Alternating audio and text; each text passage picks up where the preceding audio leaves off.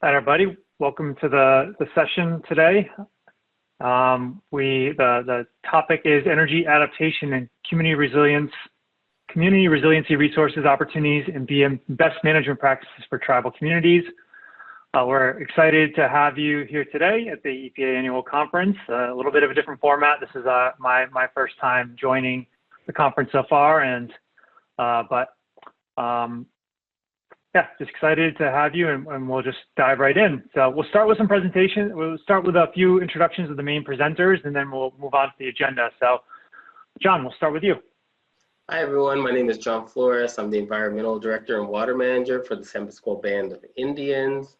I've been working for the tribe since 2011, and I've had the pleasure of working on a number of projects for the tribe, as well as with Joshua Simmons throughout the years. Thanks, John. Shasta?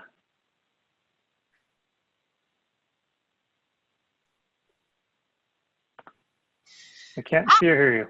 There you go. My name is Shasta Gahn. I am the Environmental Director and also the Tribal Historic Preservation Officer for the Paula Band of Mission Indians. And I've been doing a lot of work with all of the presenters today on some great projects. I'm glad to be here to discuss them with you. Thank you, Shasta. Angie. Hi, everybody. Angie Hacker with Prosper Sustainably, and I also have a role with the state as the Energy Efficiency Best Practices Coordinator. We're going to talk today a little bit more about our tribal programs that we run through Prosper Sustainably in collaboration with our tribal partners. Great, and I'm Josh Simmons with Prosper Sustainably as well, and I'm involved with everybody on various projects that we'll touch upon today during this presentation. And here's our agenda. I see that everybody's already started introducing themselves and their tribe. I really appreciate that. One thing that'd be great too is if you can share your biggest challenge, climate or energy related challenge, and or what you want to learn today. And hopefully Suzanne or somebody can help remind us when we get to the appropriate point to review and address any of those concerns. But hopefully we cover a lot of what you're interested in today. After we get to the agenda, we're first going to just quickly touch upon some California Strategic Growth Council and CEC specific energy and climate initiatives, and then we'll have the leads on those programs introduce themselves. And then the meat of it, we'll dive in the meat of it. We'll first focus on climate adaptation and resilience, resources, opportunities, and best management practices, move on to energy, and then we'll wrap up with questions in the conclusion. We encourage you to ask your questions using the chat box throughout the presentation, and Suzanne from the EPA will be monitoring those, and we'll ask those at the appropriate time. And if it's not asked during the presentation, then we'll come back to it at the end, and we'll try to allow 5 or 10 minutes at the end if it looks like there are questions waiting for us. So I would like to hand it over to Tom Gates and Leah. And I'm still not sure whether Tom is here or not. I think Tom is on, but having audio issues. So Tom, are you there? If not, I can just cover. I just admitted him. He was in the waiting room. So we got to keep, I guess, admitting people. Tom, are you with us? Tom Gates?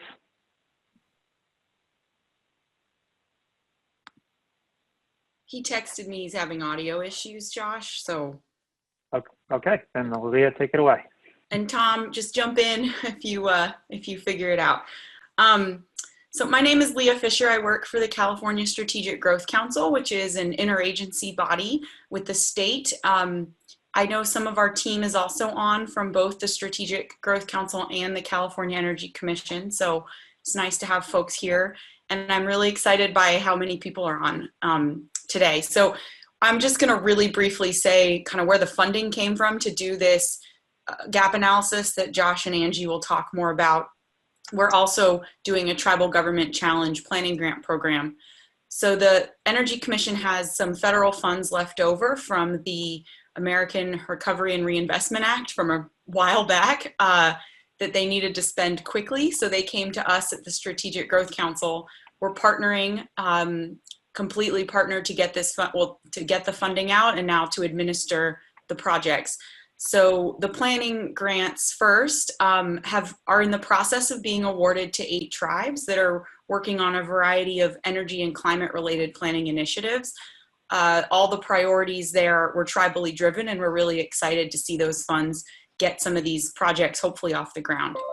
For the gap analysis, as they'll talk about, we are looking, as it says here, to get a snapshot as much as we can of tribal priorities, needs, and barriers.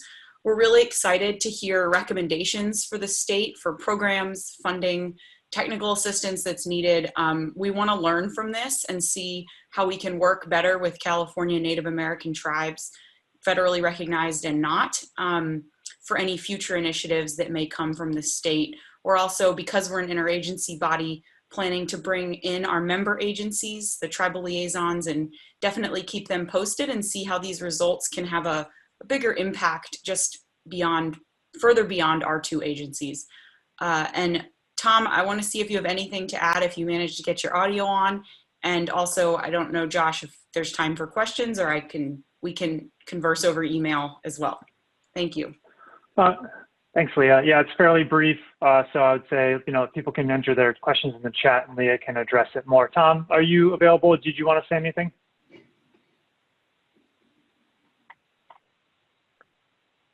Okay, well, we'll assume that Tom is still having audio issues. I skipped back a slide real quick just because we've had more people join. And again, I appreciate everybody introducing themselves in the chat, and we're encouraging you to share a big challenge in energy and climate or what you want to learn about today.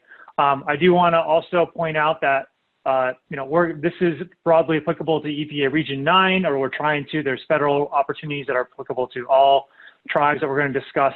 But there is going to be an emphasis on some California-specific opportunities as well, and the tribes we're working with are all based in California. Josh, there's one general question. Folks want to know if you're going to be putting the PowerPoint into the thread. I know it's being recorded, but. You know what? When I hand it over, I can I'll add it to the slides. Okay. Okay, great. Thanks. And just coming back to the last slide. So we just got our landing page up for the California Tribal Gap Analysis Project. We do have some events. One missing thing is the email subscription widget, which should be up by the end of the day. So we encourage you to go here if you're in California and interested in participating and learning more. Please come here at caltribalgapanalysis.org and sign up, or feel free to email us or contact us for more information. Okay, so I'm going to hand it over to Angie and Shasta now, who are going to discuss the climate adaptation and resilience aspects of this presentation. All right, hello again, everyone. Josh, are you able to hear and see me? Yes. All right. So again, I'm Angie Hacker with Prosper Sustainably, and we are obviously going to learn a lot more about climate adaptation and resilience resource opportunities and best practices through that tribal gaps analysis that we just covered. But what Shasta and I are going to do today is talk to you a little bit more about what we know as of today about opportunities and resources that can benefit tribal communities that are working on preparing for climate change. Go ahead and change the slide. So our goal with this little portion of the presentation is to help make EPI Region 9 tribes aware of several existing initiatives, resources, best practices, and opportunities that can help them prepare for and adapt to climate exposures. And what we know about the Southwest region here is that tribes are generally experiencing to different levels temperature extremes, wildfires, storms and flooding, and drought. Along with a lot of secondary exposures that are cascade from these primary exposures, and a host of impacts to their natural environment, built environment, health, social, and cultural environments. And today we're really going to focus on 2 topics. We're going to talk about key initiatives that are serving the region that can help folks prepare for these types of impacts, and then we'll talk a little bit about activities at Paula, San Pasqual, and Rincon that we are working on through Prosper Sustainably with these partners. And so just to give you a little insight into where these tribes are located, you see the map there on the right.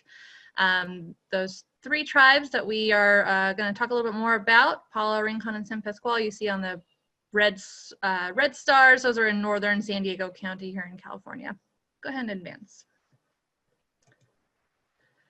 And so I'm going to breeze pretty high level and pretty quickly through some resources that we have compiled as part of some of the initiatives we're going to talk about in a little bit. And these are initiatives and resources that are serving the Southwest region that are related to climate resilience. And so we'll start with the federal level, and these are some things that folks probably know a little bit about, but we want to make sure this is on your list as you're starting to do more climate resilience within your tribal community. One thing that you should have on your sort of key resource list is the 4th National Climate Assessment. So this is a key piece of literature developed at the national level. There's a nationwide climate assessment, and there's also a Southwest chapter that you might want to familiarize yourself with because it does a good job of outlining some of the key information and findings associated with impacts, risks for adaptation in this region. There's also something to be aware of, a chapter called Tribes and Indigenous Peoples. That's a chapter devoted specifically to impacts and risks for tribes associated with climate change. And some of you may be familiar with the woman featured here on the left. This is Althea Walker. She is the tribal liaison with the Southwest Climate Adaptation Science Center. There are actually tribal liaisons all throughout the country that are funded to support tribes that are working on climate change and providing access to data and scientific information to help them proceed with vulnerability assessments and adaptation plans and similar activities. You should also be aware, if you aren't already, that the Bureau of Indian Affairs also has a tribal resilience program. Generally, this would be a good place to go to see what other tribes are doing in the area of climate resilience. There is a resource guide that kind of shares a lot of information at the federal level that you might be able to access. And an important thing for folks on the phone to know is that some key funding opportunities actually come from the BIA Tribal Resilience Program. And so that's part of how some of the work that we're going to talk about a little later is funded. And each year there has been a solicitation for various kinds of tribal resilience activities, including training and adaptation planning. And so if you're looking for a way to get started, tracking the Tribal Resilience Program funding opportunities is a good place to start. It's also important to know that there is something called the Southwest Climate Hub. It's operated by the USDA. Another place to go for some key information and some assistance associated with the tribes can go to for your climate information needs. And another program at the federal level you may want to be aware of is called the Climate Ready Tribes, and that's actually funded through the National Indian Health Board, which gets its funds from the Center for Disease Prevention and Control, CDC, and has served to fund several tribes throughout the country on health-related adaptation efforts. And so we'll talk a little bit more about what that has meant for the Paula Band of Mission Indians, who is one of the recipients. Can you advance the slide? Great. So let's talk a little bit at the state level. For our purposes, we are keenly familiar with those resources in California, so it's mainly what I'm going to talk to you about. As there is a climate assessment at the national level, there's also one at the state level in California. So California is now on its 4th climate assessment. Within that assessment, you can find statewide summaries, you can find regional reports. So each region in California has its own report on various impacts and strategies. And there is a specific summary report for tribal and indigenous communities within California. Josh and Leah already talked to you about the Tribal Government Challenge program that's being operated by the California Energy Commission and Strategic Growth Council.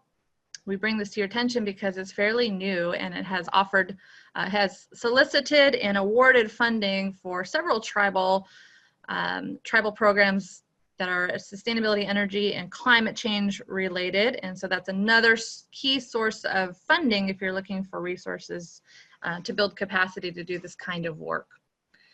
Also want to mention one of our key partners, California Department of Public Health. They have a climate change and health equity program that has a lot of great resources.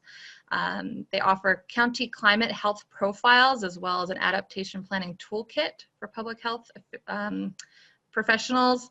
And there is a database they call Climate Change and Health Vulnerability Indicators for California. That's pretty handy to use and does a good job of helping folks look at the health impacts of climate change and how it might be affecting their particular community. I'll also mention Cal OES, another organization that's doing great things at the state level. They offer a California Adaptation Planning Guide that was recently released, and they have webinars going on currently at the state level to help you learn about what the state recommends doing for adaptation planning, and there's some guidance there that could be applicable for tribes. They also have a website called My Hazards that provides data on hazard information. I'll also mention California Office of Environmental Health and Hazards, and they have some tribal initiative actually on the indicators of climate change. And maybe Shasta, I'll stop here for a second, and you are a advisor on that, and I wonder if you might be able to talk a little bit about your role there and what that initiative is doing. Sure. So thanks for reminding me that that's on my list of projects. I am a part of I guess you'd say it, not the planning team necessarily, but the advisory group for the indicators of climate change and the impacts on tribes for California. And we are in the midst of planning as always, virtual meeting that's going to take place on December 2nd and 3rd this year, where there is going to be the opportunity for folks to participate in that and talk about some of the indicators of climate change that they're experiencing and what some of the impacts are on their communities. And so that's what makes this an important opportunity for us to be able to talk to those folks at the state level and identify things that maybe your typical climate change impact assessment would not identify, because as we all know, the needs of tribes are unique.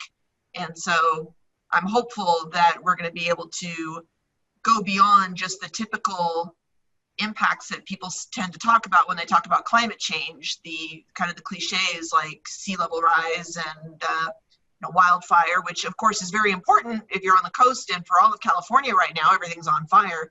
But there are some specific things that we're trying to get into the mix. So that's where I come in on this. And we don't have yet an agenda, or I don't even think there's a landing page yet for the conference, but that's something that we'll be sharing with people as soon as it's available. And I also just wanted to briefly mention, since we're talking about California, but there was a question from Cliff Benuelos further up in the chat about whether we knew of anything like this, climate change assessments in California that involve tribes.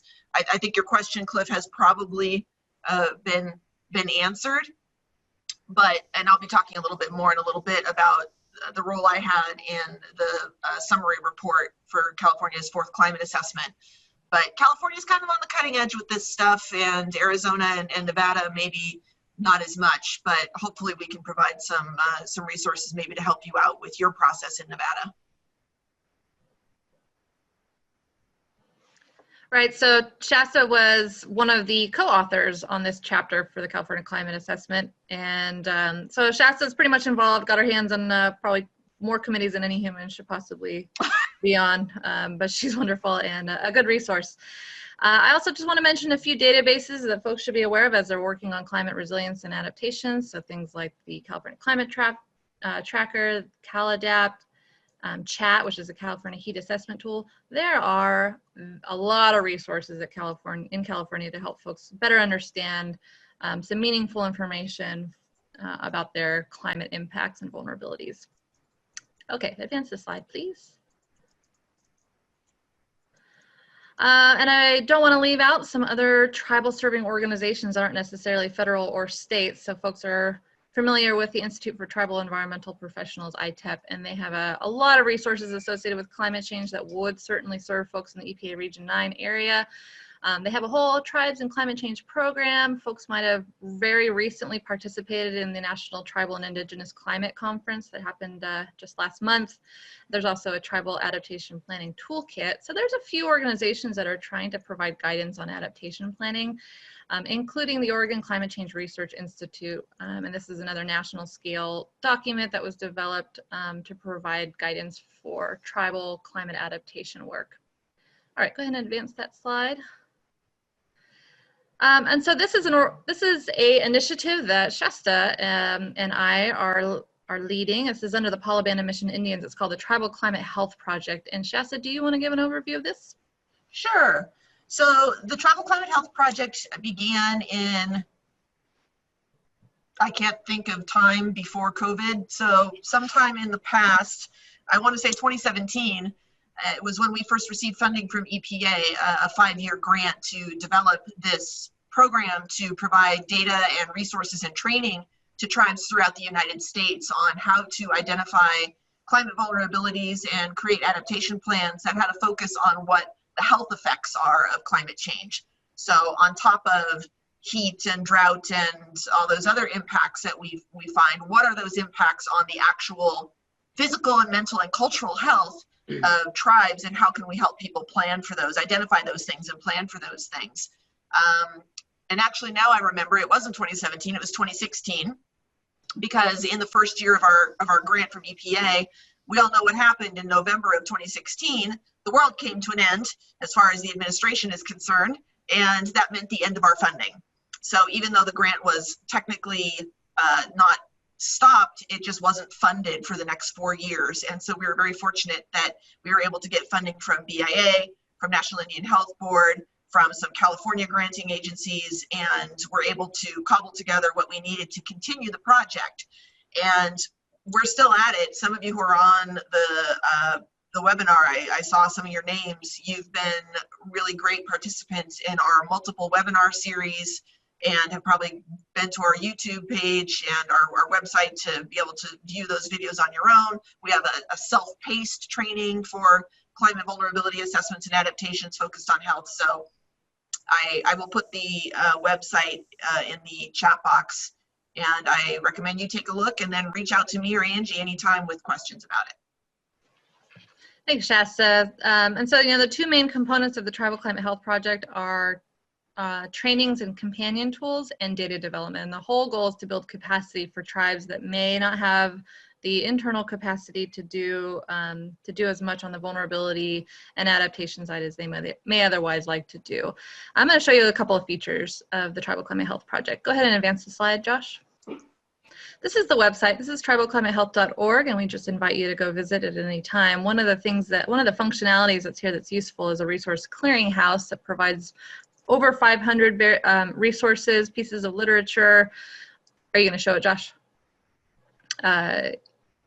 It's sortable and filterable resource clearinghouse, all things tribal, climate change, and health related. And so if you are interested in incorporating health impacts into your climate resilience or climate adaptation work, this is a good place to go for information.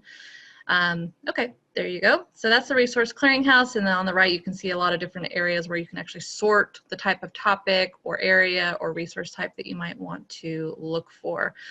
Josh, while you're there, why don't you go back under Learn and pull up training materials. This is one of the key pages on this website.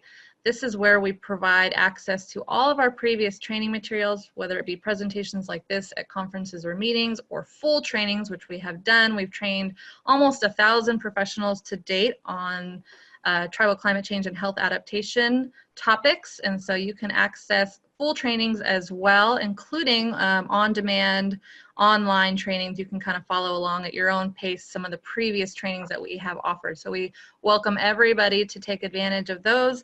There's one that's an 8-part series and one that's a 10-part series, and you can do that, like I said, at your own pace. And if you scroll down a little bit, Josh, one of the other things I want to point out on this page is an adaptation planning tool that we have developed as part of the Tribal Climate Health Project. It's called the Exposures, Impacts, and Strategies Inventory Tool, the EASY tool. It's really an Excel document that's kind of a glorified menu of all the possible exposures, impacts, and adaptation strategies that are associated with tribal climate change. issues. And so at some point, you know, there's other opportunities to get a demo of this kind of a tool, but really for folks that are at the beginning stages of starting their adaptation planning processes, we recommend taking a look at that Excel tool, because it provides, it does a lot of the work for you. You don't have to go look for all the different indicators and data sources to figure out what your key vulnerabilities are. So it's your companion to try to figure out what your key vulnerabilities are, and it also has a long list of potential adaptation strategies that can help you address the vulnerabilities that you end up identifying. So it just takes a lot of the work of doing that research off of your table. All right, go back to the slides, please, Josh. All right, next one. And back on, yeah, go ahead. So this is the other kind of piece of the Tribal Climate Health Project. This is InterTribal Resilience Data Development Project. So this was funded the last couple of years also by the BIA. And basically what this is doing is taking that effort that I just talked about with the EASY tool, where we're trying to make data access more easily and readily available for tribes. We're improving the data that's available to tribe. We are building data sets with a variety of partners around the nation, and just basically trying to make it easier for you to complete your vulnerability assessments so you can do a more meaningful job of making decisions to make your tribe more resilient. And so we'll have some resources to share as that project continues along, but right now we are working in collaboration with 11 different tribes in Southern California on that project.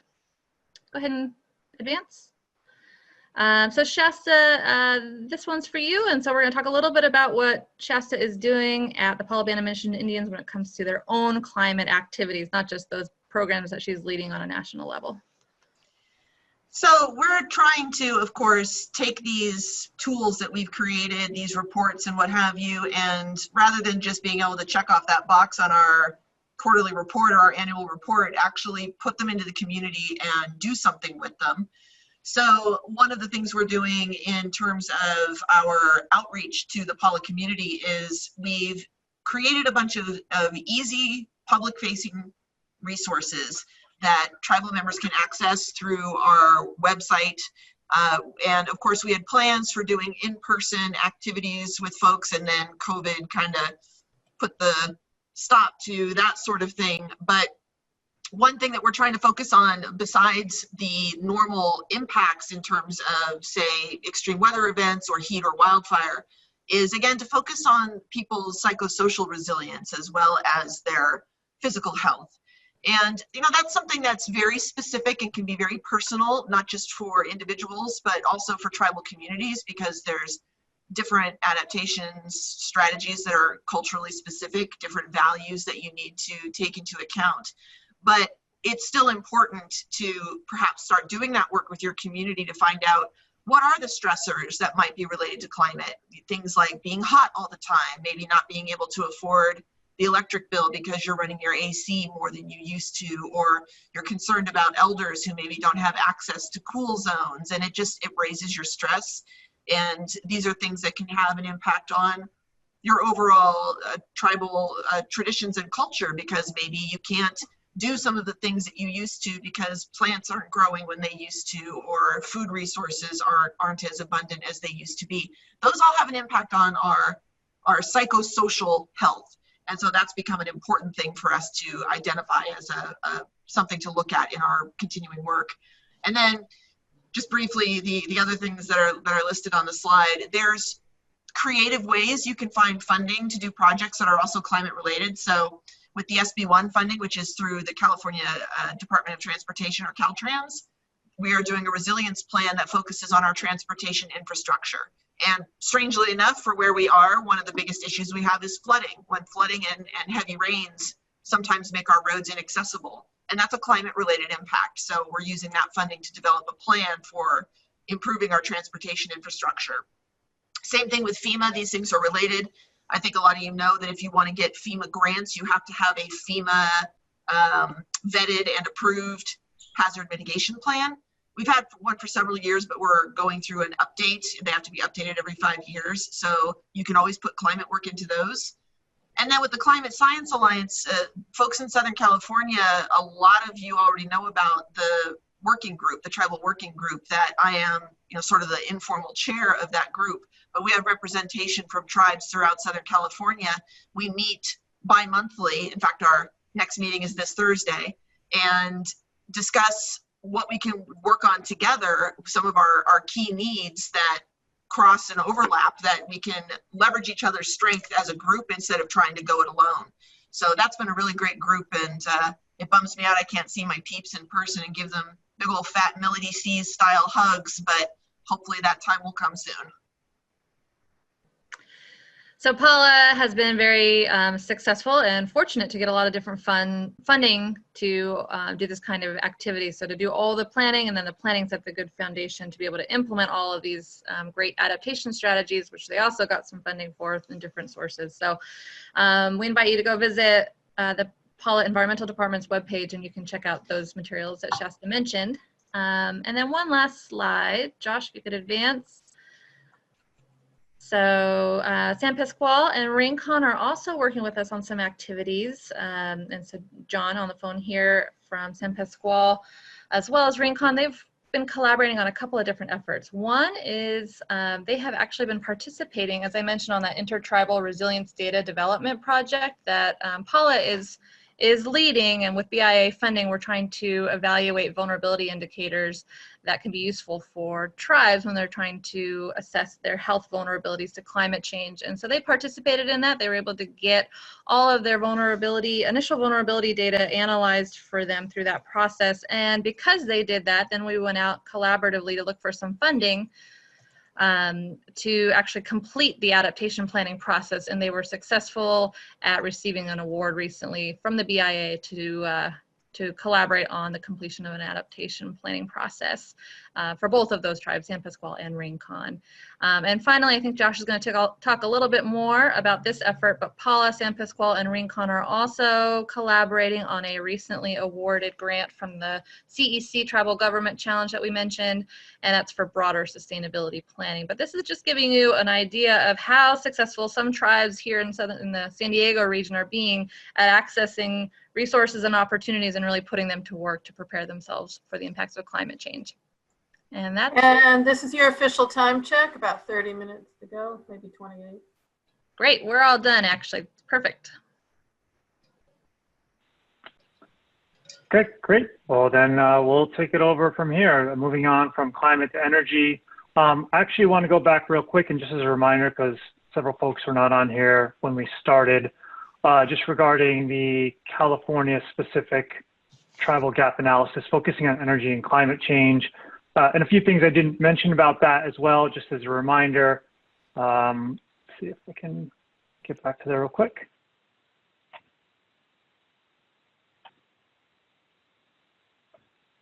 It does not want to let me go there. Anyways, caltribalgapanalysis.org, and I'll come back to it at the end as well. But this is a partnership between Prosper, UCLA, the GC Green, Sage Energy, and Shasta is also part of our team as well, looking into gaps in California in these particular areas. It's going to mainly be operated through a questionnaire that we're going to seek direct tribal input. And so it's all still in development, so I don't want to share too much until we have everything ironed out. But we do have some upcoming events that I'll be sharing at the end of the presentation too, that you can go to and sign up for to learn more.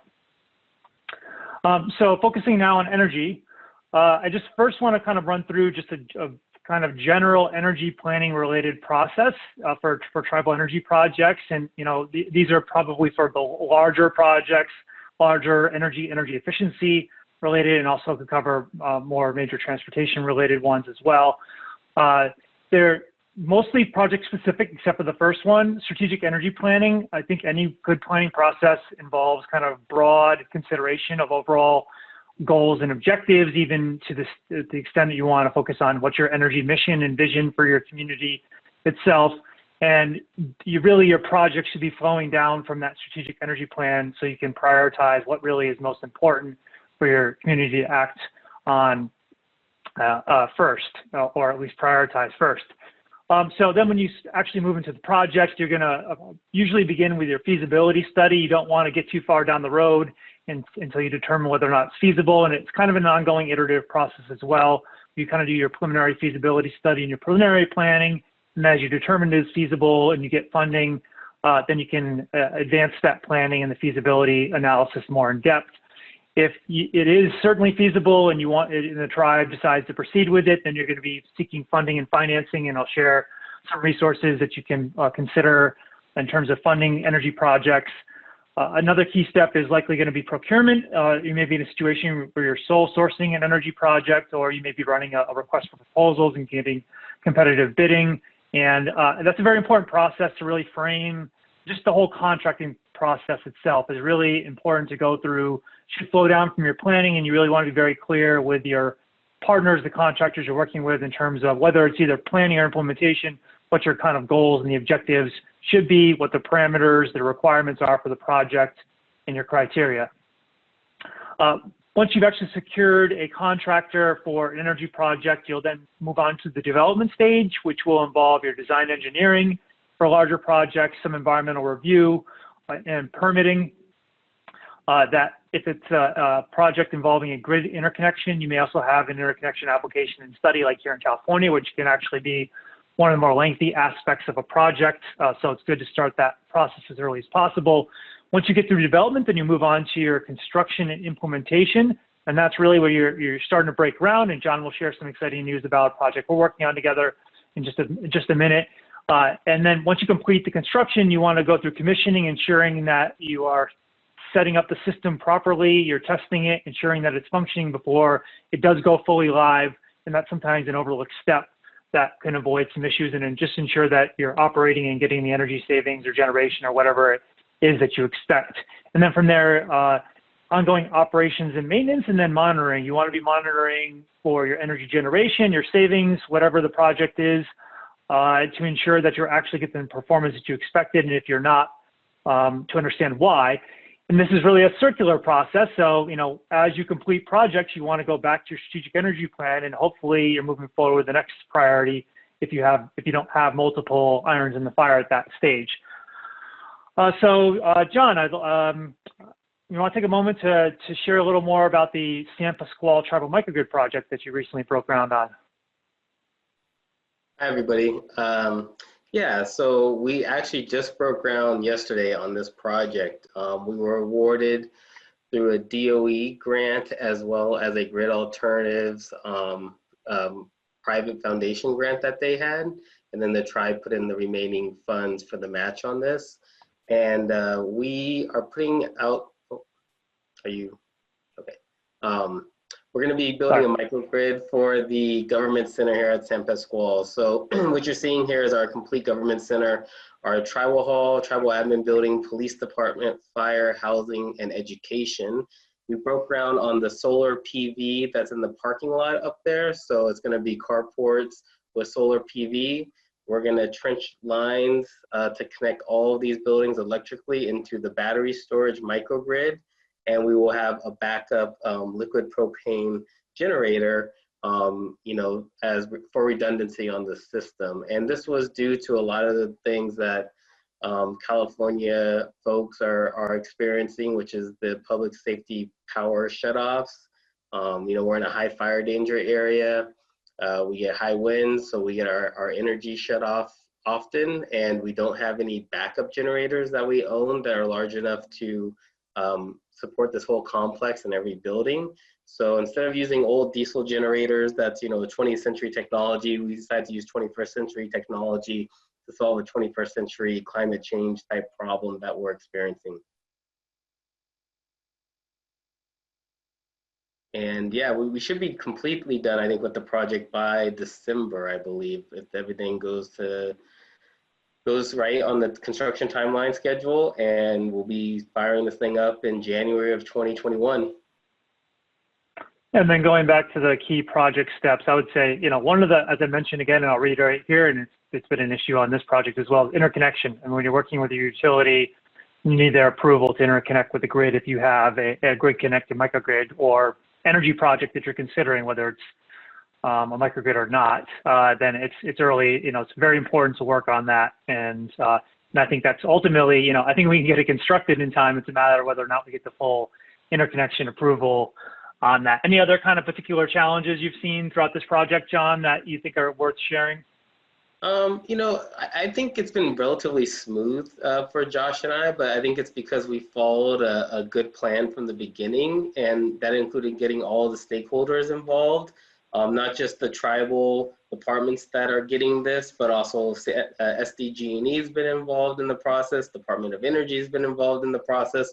So, making sure everyone has a seat at the table and listening to, their concerns and trying to solve those concerns early and often, help the project run very smooth. So yeah, I think we've been very fortunate with this project. We haven't ran into any large delays, and anything that we did were kind of easy to overcome. Tribal police, one of their concerns was cameras, because we have security cameras around our complex, and the PV solar, while it was great, was going to block their view into the parking lot. So, we had to figure out a way to get cameras mounted underneath that for surveillance and security reasons. Lighting underneath those carports, because it gets dark in the wintertime here. And we don't want people going out to a darkened parking lot. So, just incorporating those sort of things in early and often. And actually, that's something that came up too, as we're investigating some of Paula's project options for solar and other options for their tribal admin building. That was actually the security department over there brought up that same exact thing, was more concerns about cameras. So, I think lighting and cameras actually are something that come up pretty regularly, so something to consider. Just kind of briefly touch upon some other solar plus storage microgrid projects that we're working on, and these are, certainly more complex energy projects involving a lot of things. John's was a lithium-ion battery with solar. This one is actually at Rincon, Harrah's Rincon, Southern California. This one includes lithium-ion solar diesel generators plus 2 more newer forms of energy storage. So 4.8 megawatts of flow batteries and 4.8 megawatts of flywheel. And these projects are not quite where John's at right now. We're still in the kind of the planning procurement phase at this point, but this is going to be a very large, complex system, and using some of the funding resources that I'll discuss a little bit later on. And just so you don't get overwhelmed by this type of project, certainly there are smaller types of projects, whether it's just solar, whether it's just a microgrid. I do want to point out that if you're considering a renewable energy project for your facility, you typically want to consider your energy efficiency options first. It can be more cost effective to reduce your energy consumption rather than seeking to add solar, but part of that depends upon the resources that you actually have available. If there's funding and rebates available for these types of systems, well, by all means proceed with that. And in California, there have been some significant funding and resources available for these types of projects, which, as I mentioned, I'll touch upon a bit more. And I mentioned the Paula administration complex microgrid that we've been analyzing and hopefully we'll be pursuing a grant application for with the next round of DOE funding. But this is, an earlier analysis we did on this type of project. And, here's the covered carports in the parking lot just south of the admin building. And again, the visibility for cameras and lighting was something that was raised as an early concern. So I want to share some federal funding opportunities and resources with you for these types of projects: renewable energy, energy efficiency. They can also be transportation-related projects as well. I would say, kind of your first stop should be the Department of Energy Office of Energy Policy and Programs. They have a deployment grant that they've been offering usually on an annual basis, and they've actually offered 2 of them this year. The second one, I think due to COVID, has been delayed, actually has been postponed multiple times. So the latest was due September 30th, and they postponed the deadline to December 10th. Hopefully that does end up being the due date on that. So there still is an opportunity if you've not worked on this grant proposal, if you're still chipping away at it. But there should be another opportunity again next year, even if you can't catch this year. And that usually has a 50% or 1-to-1 match on that. And there can be some creative ways to be able to meet that funding opportunities. In the case of the Rincon project, we actually have a significant amount of state funding we're using to offset federal match. And if you're able to secure state funding grant funding for a project, you usually can actually use the match use the state and grant federal funding as match for each other to offset your entire matches, which part of what we're seeking to do there. The DOE also, Office of Indian Energy, also offers free technical assistance on an ongoing basis, and you can go to the website that's linked here in order to find and learn more about that. If you have a specific project that you're considering, they'll have folks from, let's say, the NREL, National Renewable Energy Lab, or another one of their offices support you in analyzing that type of project. It's also important to consider other DOE funding opportunities. I've had a lot of success in pursuing non-tribal specific funding opportunities, both with the state and federally. And, you know, the competition can be a little bit stiffer in terms of going against, you know, universities and other entities across the nation or throughout the state. But you know, if you have a good project that's going to be typically on the cutting edge of what they're seeking to do, or what the agencies are seeking to advance, then, you know, you have a very good shot. I find that agencies want to fund tribal projects, and sometimes they're now developing more and more tribal carve-outs for actually general funding opportunities. But Hey, one Josh, thing you can go to as well. Yep. 15 minutes to go. What's that? Okay, great. Thanks, Suzanne. Yeah. So both the DOE and the BIA have links to kind of general energy-related funding opportunities, and you can use the PowerPoint that was shared in the chat box. And hopefully everybody did end up getting that, and it'll be posted to the website shortly. Both of those have links to interagency funding opportunities as well, and I'm going to mention some of those, but I encourage you to go to these and review them and just track them. A lot of these opportunities are recurring on typically an annual basis. So I mentioned the BIA, their Indian Energy, their Office of Indian Energy and Economic Development has 2 annual funding opportunities that you may be aware of. One of them is currently open right now. So their Energy and Mineral Development Program grants, which both Paula and San Pasqual both secured grants under, can be used for doing feasibility studies. And it's not just renewable energy. You can consider traditional fossil fuel energy resources. I would encourage you not to, but that's certainly up to you and what makes the most sense for your community. But that you can go to the website and find that there, and that's due at the beginning of December. And the Tribal Energy Development Capacity Program grant is more focused on developing tribal utilities and other capacity, energy-related, like programmatic capacity. That recently closed at the beginning of September, but again, it's typically an annual funding cycle, and so you can keep your eye open for it next year. And that last link is kind of their link to various tribal funding energy opportunities through various agencies and elsewhere as well. A few other opportunities you'll want to keep on your radar. The FEMA just released the Building Resilient Infrastructure in Communities grant program. This used to be the Hazard Mitigation Grant Program, and they kind of rebranded it. I have not actually dove into this yet, but I feel like there's more of an emphasis on energy-related infrastructure than there has been before. That's always been eligible under the Hazard Mitigation Grant Program, but you know, again, I think that may be more competitive now than it has been in the past. So I encourage you to pursue those opportunities. And we secured some planning grants for Paula under the last round. Actually, it was flood mitigation assistance, actually. And then a hazard mitigation plan update was actually the last round of funding we secured there. I don't have any direct experience in securing USDA loans, but they have the 2 in particular, Renewable Energy for America program, and I believe one focused on renewable energy. I think there's another one, renewable audits, or there's one that focuses on audits. They have grants and loan opportunities available to tribes. I believe the DOE and BIA may also have loan opportunities as well. And so there's also other opportunities beyond the REAP program of the USDA. And they're trying to open opportunities up for tribes more and more. I had recent conversations about the Rincon project with them, and that was kind of a fallback option as an alternative to some of the private financing we were seeking.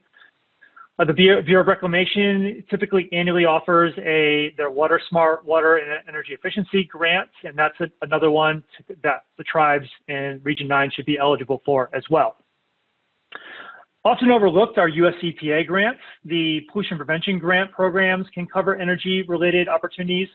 Paula currently has an EPA P2 grant that we are helping them administer. It's the Tribal P2 Action Grant Program, or sorry, the Tribal P2 Action Project. And let me pull that up for you real quick so you can take a look, because this was focused on helping tribes do hazardous substances, energy, and water-related planning for tribal businesses. And we did a webinar series and provided other resources. So I encourage you to visit this website. We've just posted a bunch of resources here, and we'll continue to do so for that particular project. There is an energy planning specific webinar that's the recordings posted online for, as well as a roundtable recording that focused on energy storage. The P2, your pollution prevention, is actually an eligible category under your General Assistance Program grant. So that's also another means to be able to fund some energy-related projects. And I think, Shasta, did you get GAP funding for the solar for the transfer station? Or is that another funding source? I don't remember, because that was actually before my time as environmental director. So it may have been from elsewhere, but it was funded as a small pilot. It was like 3 panels, but I do believe that was EPA GAP funding, yes. Yeah, and so, you know, in that case, that was I think implementation funding under GAP for waste management, because it was for a transfer station. And so there's just, as I mentioned, just, you know, be aware of it. It may just be energy planning activities that are under P2 that you can kind of consider, but you may be able to actually perhaps install some energy related activity projects. We use GAP, which I don't think they would allow now, but we used GAP when I was working with the Chumash as their environmental director to open a waste oil recovery fueling station where we were recovering waste vegetable oil from the Chumash casino and using it to fuel vehicles for the Chumash community.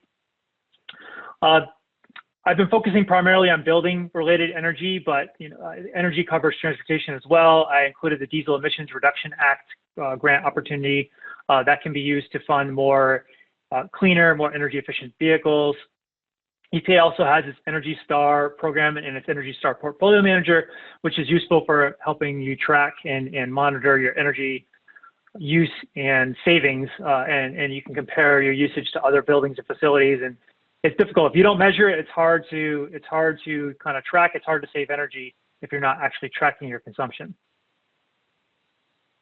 All right, so shifting gears to California. California recently launched a grants portal similar to grants.gov, and that's another source on the federal side you may want to consider. You can set up alerts for various agencies and their specific categories, and you can filter for opportunities that are available just for tribes or that are eligible for tribal governments. But the California grants portal has the same thing where, you know, I pulled it up right here, and you can search by category. So you can click on energy, and then you can choose the eligible applicant and select a tribal government and hit go, and then you can see all funding opportunities from agencies in California available to tribes. So that's one resource in California. Empower Innovation has both state, federal, and other opportunities in California and beyond. So this was funded by the California Energy Commission. But again, it may be, if you're not in California, it may be worth checking out yourself. You can go to the funding opportunities tab and see what's available, and a lot of times this is including non-California specific opportunities as well. So the California Energy Commission has various grants available, and you can go to the website, it's linked here. Their electric program investment charge is actually ratepayer funds that those that are subscribed into their IOU territories, so SDG&E, San Diego Gas and Electric, Pacific Gas and Electric, Edison, those territories, you have a surcharge on your bill that goes into this fund that funds various clean energy projects. And another thing to be aware of in California, I don't know exactly where it stands right now, is California recently launched the California Electric Vehicle Infrastructure Project incentive, and that was funding free electric vehicle chargers throughout California, facilities in California.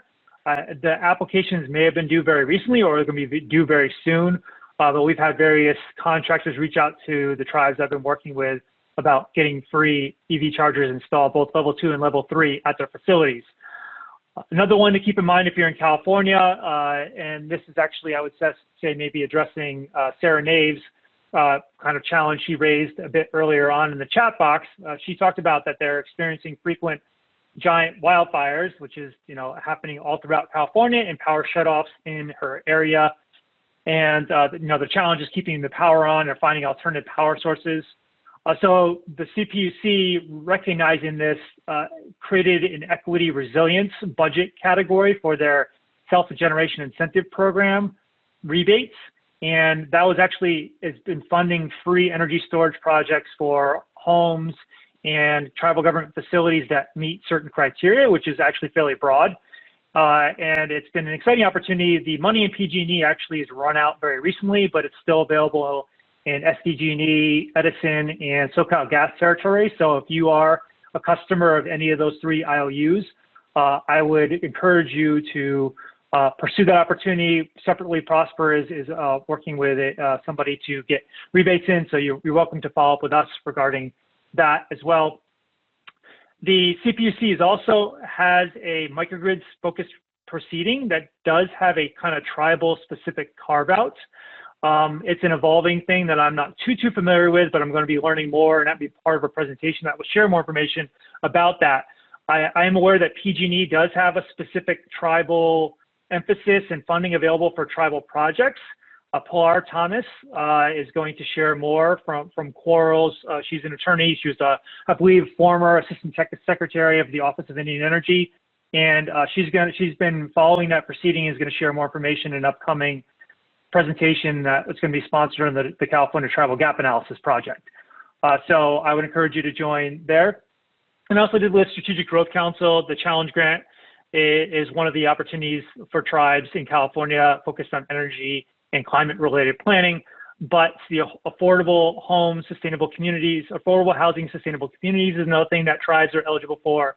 Tribes can apply for, there's a transformative climate change or climate communities opportunities. So I encourage you to follow Strategic Growth Council and their opportunities, which are typically tribes are eligible for as well. There are various tools, particularly on the renewable energy side, you can use for analyzing these types of projects. I guess best free one would be SAM. It's a DOE tool, but there's various paper tools that I use on the projects that I work on as well. And again, you can come back to this for more information. I will also share, beyond the federal and state, you may want to consider private financing. For energy projects, you can consider a power purchase agreement or some type of arrangement with a tax equity partner where they can actually capture the tax equity benefits that tax liable entities are eligible for. We are considering that currently for the Rincon project. So in addition to the grant funding, we are seeking to bring in tax equity to further reduce the cost of the project to the tribe. And so, again, there's private opportunities, universities, other organizations may be able to help in supporting these types of analyses or somehow supporting your projects. As I mentioned, under the California Tribal Gap Analysis Project, we have 2 upcoming events on our calendar and more to come. And you can go to, I'll type it in the, actually Shasta or Angie, can you type in the California Tribal Gap Analysis URL? I'm hoping that the email sign up will be up very shortly. Our website just got launched on that, and I encourage you, if you're in California, to join our listserv. But we will be presenting a little bit about the project and an EPIC symposium coming up next Monday, and then we'll be going into more detail on November 10th regarding various energy and resilience opportunities and resources for California tribes. So we'll go beyond what we're doing now in more depth. So that's the end of the presentation. We have 1 minute to go. I have not seen any additional questions, but if you have any more, then you have a moment right now. You can raise your hand, unmute yourself. And if I don't hear any, then we can wrap up. So thanks, Angie, for putting the link to the California Tribal Gap Analysis website on there. And please, if you're in California, or if you just want to learn more about that, please visit it. And email signups are now live on the site, so fantastic. Please go there and sign up. I want to thank everybody for joining us. John and Shasta, Angie, Leah, and Tom. Well, sorry, Tom, you couldn't make it, but Leah, thanks for Strategic Growth Council. And we'll be sharing this presentation will be posted in the chat right now. But thank you for your time, and feel free to reach out with us with questions.